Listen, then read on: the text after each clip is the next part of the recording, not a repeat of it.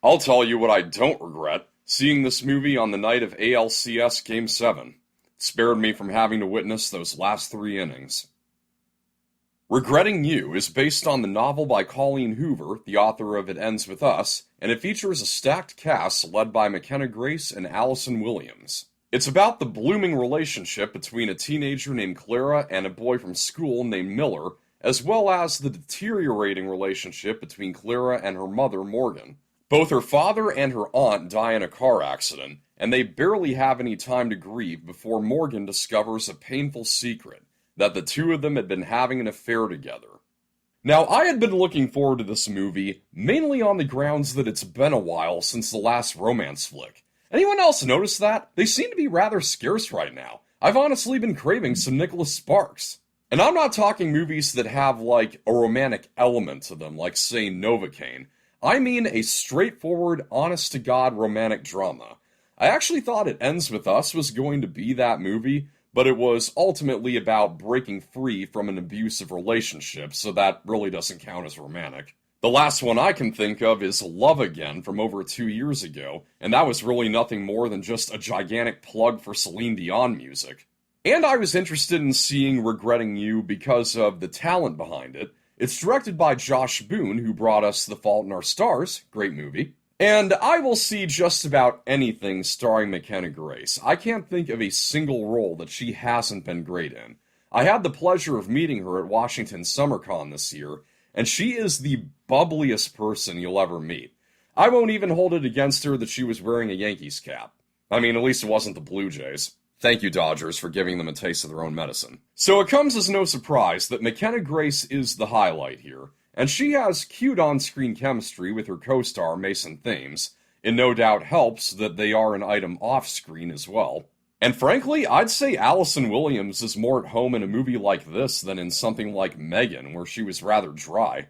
Rounding out the cast are Scott Eastwood as Clara's father, Willa Fitzgerald as her aunt, and Dave Franco as her uncle, all of whom, along with Morgan, had been the best of friends for a long time. There are two flashback scenes to 17 years prior, one at the beginning and one in the middle, and it's there that the movie makes its most perplexing decision: to have all four of these actors in their late 30s play their younger selves in college, and barely a thing is done to make any of them appear younger in those scenes. Scott Eastwood is clean-shaven, that's about it. Still, the actors all do a good job handling what is very sentimental material. The movie is largely one big domino effect of things going wrong and people acting purely on their emotions. Morgan and her brother-in-law Jonah naturally feel totally betrayed when they find out that their dead spouses had been cheating on them for years, to the point that they start doing just about everything short of grave robbing. And quite understandably too, because of how much Clara looked up to her father and her aunt,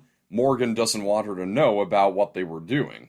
But when Clara begins discovering some of her mom's behaviors in response to what she secretly found out, this only serves to create more of a rift between them, and Clara gets the urge to start acting as in-your-face rebellious as possible, even when it means weaponizing her boyfriend. So there is an important message here about all the conflict that can be avoided with a little communication, but eventually it gets so overwrought that the conflict becomes excessive when the point has well been made. The movie has an issue with managing tone, too. At times, it kind of feels like a romantic comedy and a romantic drama fighting each other. There are parts within Clara and Morgan's escalating dysfunction that I presume are meant to be funny in their awkwardness, but then there's a gag that clunkily interrupts the movie's most heartfelt moment near the end, and while the audience laughed, I was just thinking, bad time, don't you think? The product placement can be a bit much as well. Sometimes it's in character, like Miller is an employee at AMC Theaters, which makes plenty of sense. He is a film enthusiast. The screening I attended had to laugh at the irony that we were seeing it at Regal. But it is extreme double-dipping on Paramount's part that every single movie Clara sees at the theater and every single movie poster in Miller's bedroom happens to be for a Paramount production. What is this, some kind of Demolition Man world where now all movies are Paramount?